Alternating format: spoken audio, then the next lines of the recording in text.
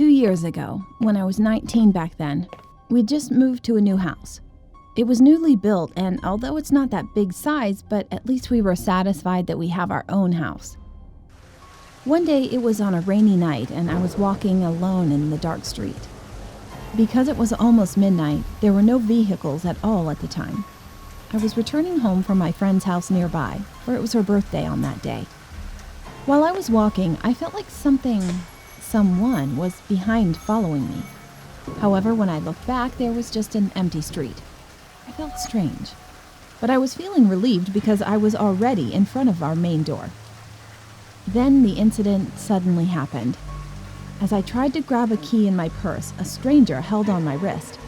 It was a guy, and he definitely didn't look normal at all. He had a big grin on his face, and his big and red eyes are bulging out. When I looked around, there was no one else on the street.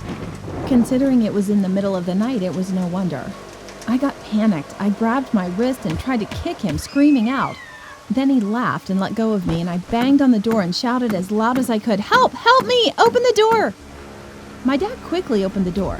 Still crying, I shouted and explained what just had happened, but when I looked back, there was no one there. I couldn't sleep at all that night. The morning after that night, I was trying to calm down myself just watching TV. There was a news about a murder case. The victim was a girl, the same as my age, and the police just found her body in front of her house's main door. Also, her wrist was cut by some sharp thing. The blood was all over her face, and there was a note behind it.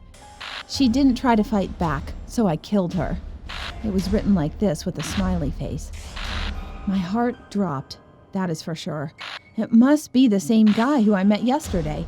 What if I didn't resist? What if I didn't shout a scream for help? And what if no one opened the door? It is said to be the man is still wanted. To tell the truth, I just don't want to meet that guy in my neighborhood. Never, ever again.